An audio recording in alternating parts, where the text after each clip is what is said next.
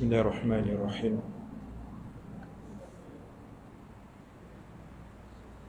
Assalamualaikum warahmatullahi wabarakatuh.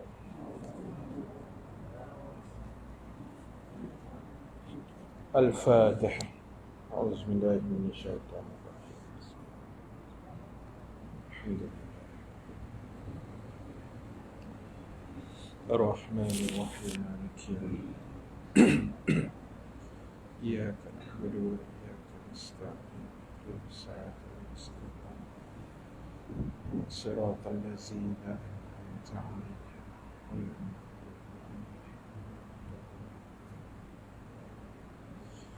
Alhamdulillahi rabbil alamin. Wal 'aqibatu lil muttaqin. Wala 'udwana illa 'alaz zalimin. Asyhadu an la ilaha illallah wahdahu la syarika lah. Wa asyhadu anna Muhammadan abduhu wa rasul. Allahumma salli wa sallim wa barik ala sayyidina Muhammad sallallahu alaihi wasallam wa ala alihi wa ashabihi ajmain. Amma ba'd. Ashabul kiram, tuan-tuan imam, tuan-tuan Bilal, pengerusi dan seluruh ahli jawatan kuasa masjid, muslimin dan muslimat, hadirin hadirat yang dirahmati Allah Subhanahu wa ta'ala sekalian. Alhamdulillah ta'ala, kita memanjatkan kesyukuran kehadrat Allah Subhanahu wa ta'ala. Dengan keizinan daripadanya kita dapat sama-sama berhimpun pada malam ini. Mudah-mudahan pertemuan kita mendapat keberkatan, rahmat dan juga keampunan daripada Allah Subhanahu wa ta'ala, insya-Allah. Muslimin, para jamaah sekalian, mengisi sedikit ruang masa antara maghrib dan isyak ini, saya nak bacakan sepotong firman Allah, ayat yang selalu dibacakan dan diperdengarkan kepada kita semua. 133 surah Ali Imran. A'udzubillahi minasyaitonir rajim. Wasari'u ila maghfiratin min rabbikum wa jannatin arduhas samawati wal ard u'iddat lil muttaqin. Maksud daripada firman Allah Subhanahu wa ta'ala, dan bersegeralah kamu, berlumba-lumbalah kamu, ataupun cepat-cepatlah kamu, jangan berlengah, jangan bertangguh dalam mencari keampunan Allah Subhanahu wa ta'ala. Kerana kata Allah, aku telah menyediakan syurga yang luasnya adalah seluas langit dan seluas bumi. U'iddat lil muttaqin. Dan disediakan syurga ini bagi orang-orang yang bertakwa, yang beriman, orang-orang yang taat kepada perintah-perintah Allah Subhanahu wa ta'ala. Para jamaah yang dirahmati Allah sekalian, berdasarkan ayat yang kita bacakan tadi, Allah Subhanahu wa taala mengingatkan pada kita supaya segera memohon keampunan,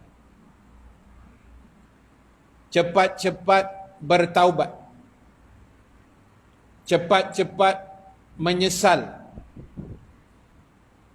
Dan saya sebut dah banyak kali, ustaz-ustaz lain pun menyebut perkara yang sama. Syukur pada Allah sehingga ke saat dan malam ini saya, tuan-tuan dan semua yang menonton live pada malam ini masih hidup. Kita masih lagi hidup dan masih lagi bernyawa. Yang dengan maksudnya masih ada ruang dan peluang untuk bertaubat kepada Allah, untuk segera memohon keampunan. Kita tak payah tujulah pada orang lain, tapi kita bercakap pada diri kita masing-masing. Kita ini adalah pendosa. Kita ni banyak dosa. Cuma dosa tu kadang orang tahu, kadang orang tak tahu. Kadang orang nampak kita buat dosa, kadang-kadang orang tak nampak kita buat dosa. Jadi sementara masih hidup ini, inilah ruangnya tuan-tuan untuk kita benar-benar bertaubat. Segera mencari keampunan. Sebab di luar sana ramai orang yang sudah meninggal dunia, yang dah mati. Tiap-tiap hari tengok TV surat khabar berita kematian. 3-4 hari lepas lebuh raya Suk yang sedang dibina, jatuh lagi kren, mati pula. Pagi tadi dekat Alor Gajah Melaka, lori tangki minyak terbabas, berlanggar kot mana tu, terbakar, meninggal driver. 2 hari lepas Al-Fadhil Ustaz Syihabuddin, salah seorang tenaga pengajar kita, yang pada saya masih muda lah, 51 tahun, meninggal dunia. Walaupun siangnya baru berkuliah dan sebagainya, malam terus meninggal tuan-tuan. Ini cerita mati. Jadi saya dan kita semua yang masih hidup, yang masih bernyawa ini, yang kita pun tak tahu saki-baki umur kita berapa hari lagi. Entah berapa bulan, entah berapa tahun, kita pun tak tahu. Jadi tolong ambil ruang-ruang kesempatan ini untuk kita mencari keampunan Allah. Dosa yang dulu-dulu macam mana Ustaz? Hak dulu-dulu tu kita padam buang. Kita bertaubat sungguh-sungguh. Dulu kita pernah tinggal solat, dulu kita pernah dedah aurat, dulu pernah tak puasa Ramadan, dulu pernah mencuri ke apa ke segala bagai ni. Hak dulu sudah padam. Dah kita tutup buku lama, kita buka fail yang baru. Sebab peluang itu Allah masih beri. Allah masih bagi ruang untuk kita bertaubat, untuk menyesal, untuk minta ampun, untuk buat pusingan you berpatah balik sebelum kita mati. Dan kalau tuan-tuan buka dalam kitab mana-mana pun, para ulama sentiasa mengingatkan pada kita bila kita disuruh oleh agama untuk mengambil iktibar terhadap peristiwa kematian. Ulama sebut macam ni.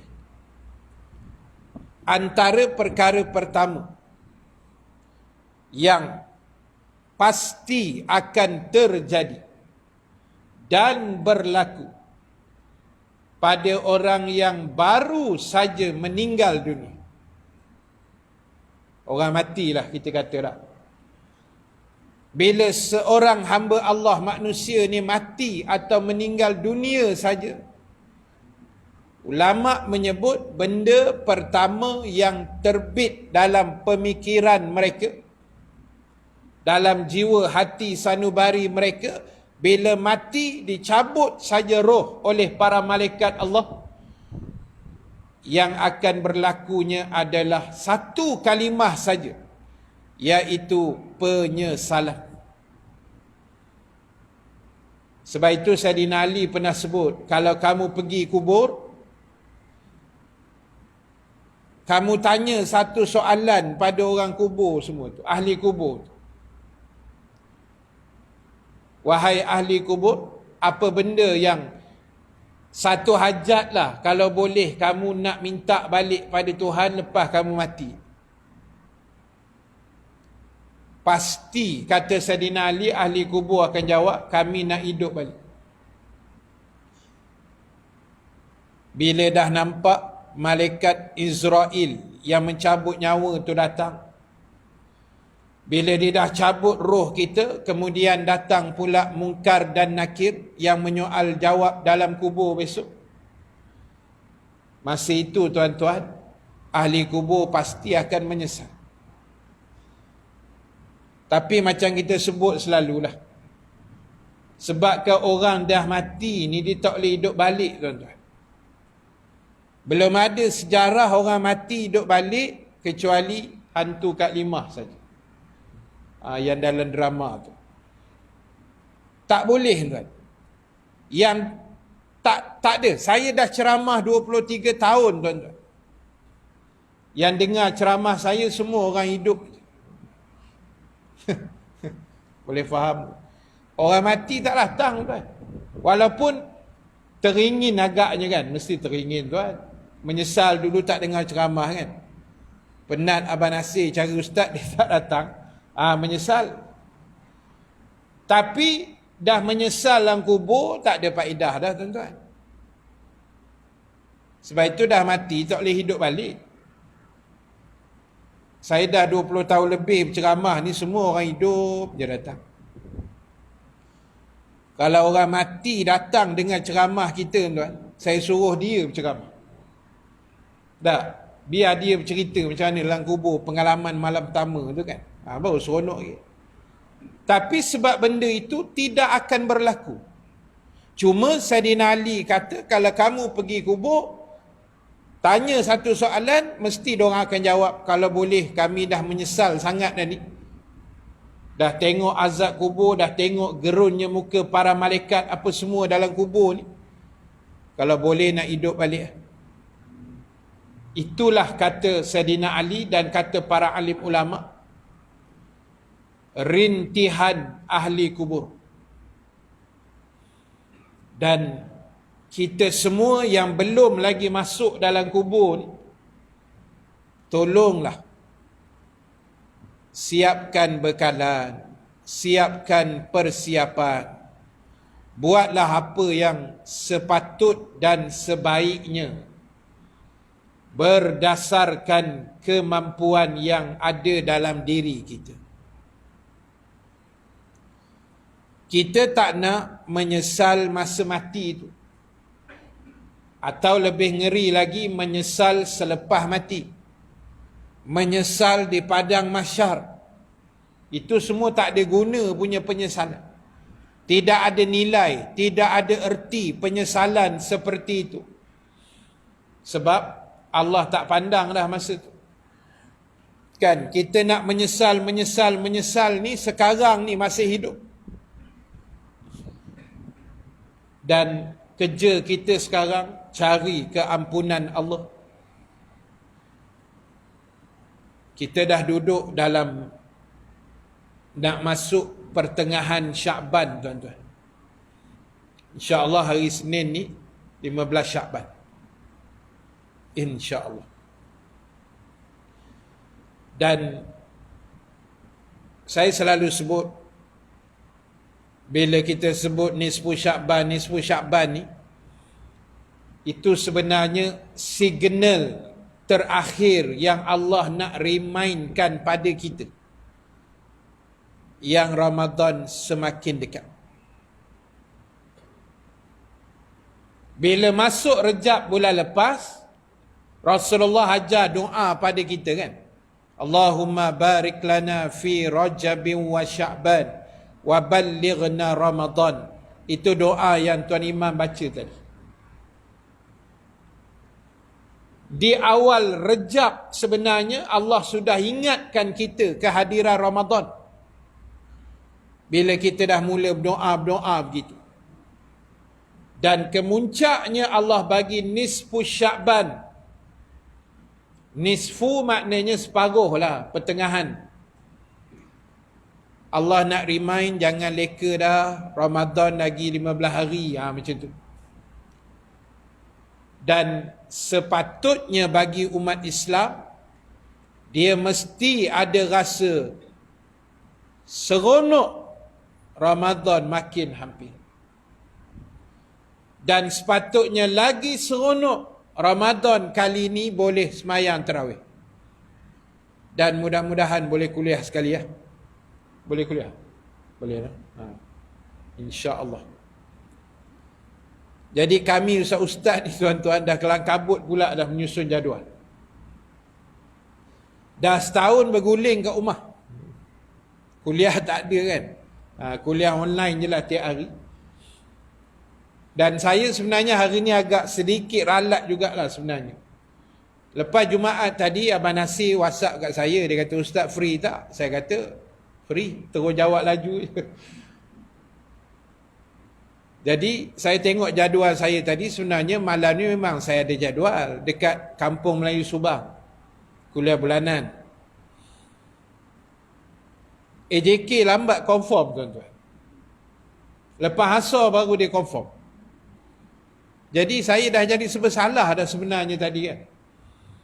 Saya kata macam mana nak buat ni. Ni dah lepas asar dah lewat. Saya lagi batal yang Sungai Kandih ni kan.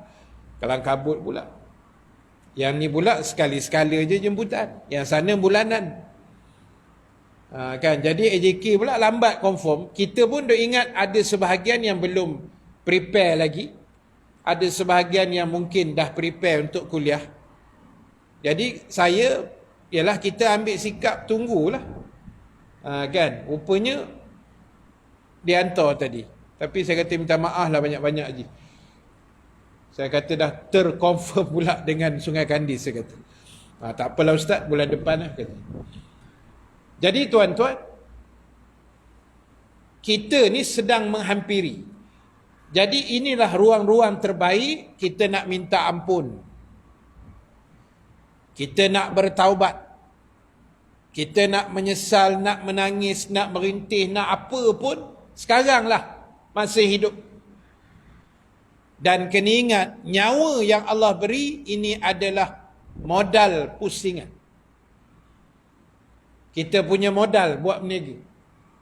Modal yang mesti kita rolling tiap-tiap hari. Biar dia bercambah untung. Macam orang ada duit lah kan, RM1,000 buat keluar duit air sinar tu, buat berniaga burger, dia rolling lah, adalah pertambahan untung sikit-sikit. Jadi nyawa yang kita ada ni kena rolling, kena dipusingkan untuk bekalan kita di sana besok. Sebab apa tuan-tuan, ibu-ibu sekalian? Sebab Allah sebut dalam ayat yang sama, wa jannatin arduhas samawati wal ard. Sebab Allah suruh kita minta ampun cepat-cepat, Allah dah siapkan untuk kita syurga yang semua manusia mengidamkan syurga Allah. Semua orang nak masuk syurga. Orang baik, orang jahat, semua nak masuk syurga. Dan besar mana syurga ni? Saya selalu sebut, tuan-tuan pun tahu dah, cuma belum masuk lagi. Seluas langit dan seluas bumi. Luas dan besarnya syurga Allah. Luas muka bumi ni campur dengan luas 7 lapis langit. Itulah rupanya tuan-tuan bila Allah Ta'ala membalas.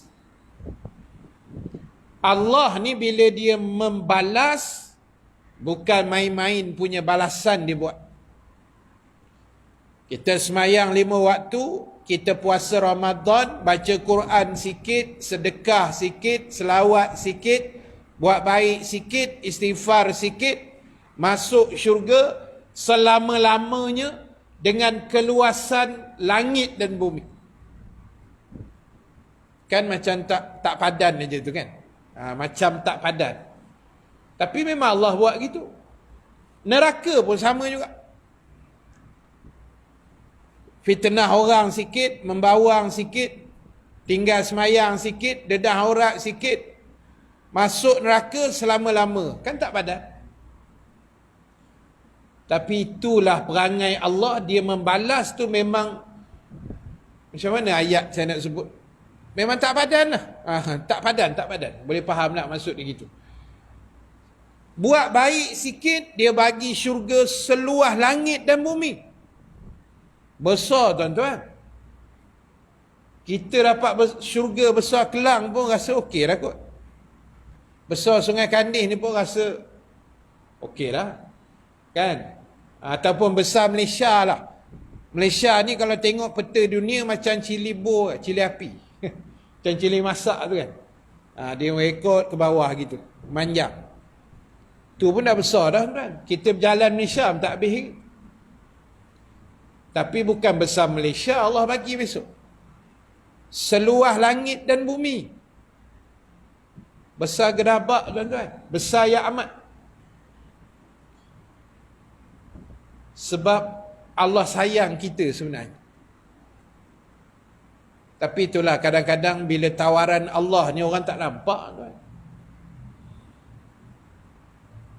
Saya duk buat live ni dengan Facebook ni dah agak lama. Cuma dengan TikTok ni saya baru lagi. Baru 4 bulan. Tapi bila saya tengok dekat TikTok ni tuan-tuan, ramai sangat anak muda. Saya rasa 80% kot anak muda. Yang mereka ini pada saya terlalu dahagakan ilmu agama. Bila saya punya orang panggil followers kan, sikit-sikit orang tak kenal mula-mula, lepas tu sikit-sikit dah naik, makin orang kenal-kenal sikit-sikit, tersebar video-video pendek yang kita buat, kuliah-kuliah pendek itu. Dan hari ni dah cecah 56,000 kot. Banyak. Dan ada lain-lain yang ratus-ratus ribu lagi. Sampaikan soalan yang masuk dekat saya tuan-tuan. Orang tanya ni kadang-kadang kita rasa macam, soalan ni takkan kau pun tak tahu. Kita rasa macam tu. Tapi memang diorang tak tahu tuan-tuan. 2 hari semalam saya post pagi.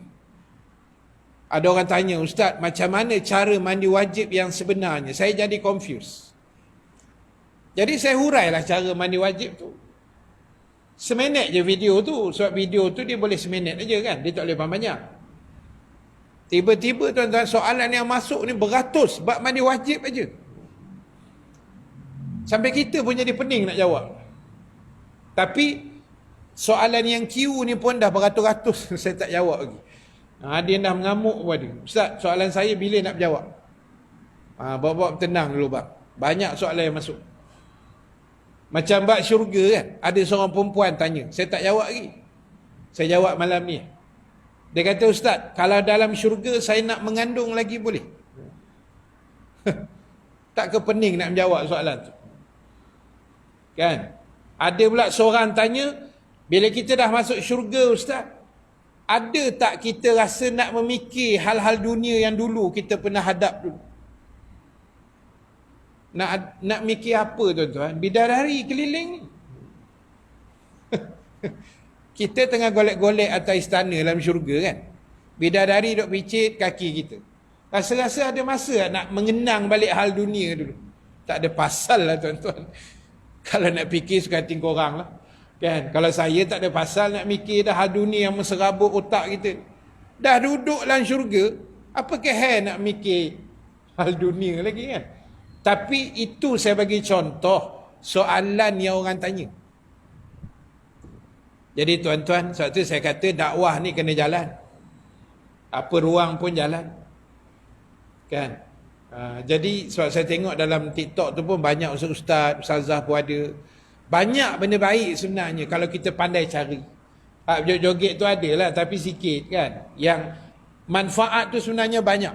Atas kita macam mana nak susun benda. Jadi bila Allah kata aku dah siapkan syurga seluas langit dan bumi. Besar tuan-tuan. Tu yang saya pernah cerita banyak kali dulu kan.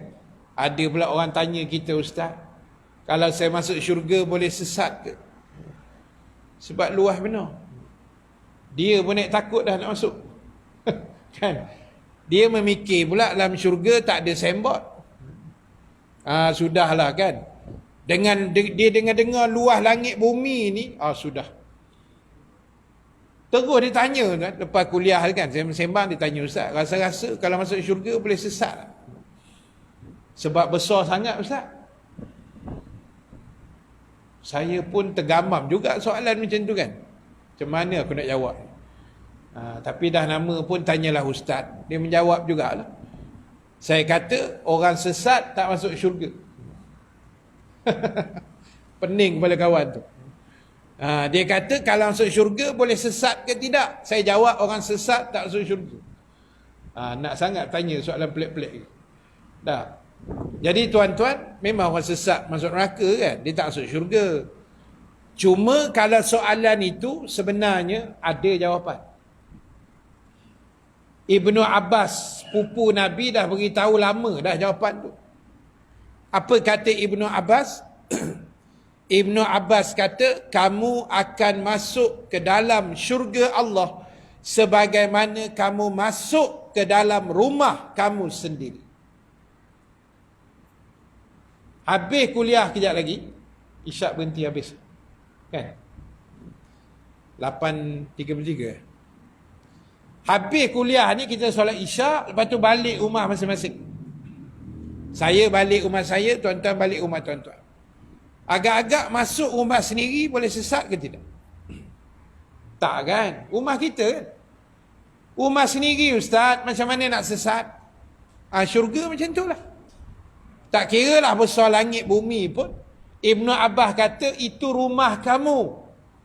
Ibarat macam kamu masuk rumah kamu. Kita balik rumah kita sat lagi, jangan kata sesat.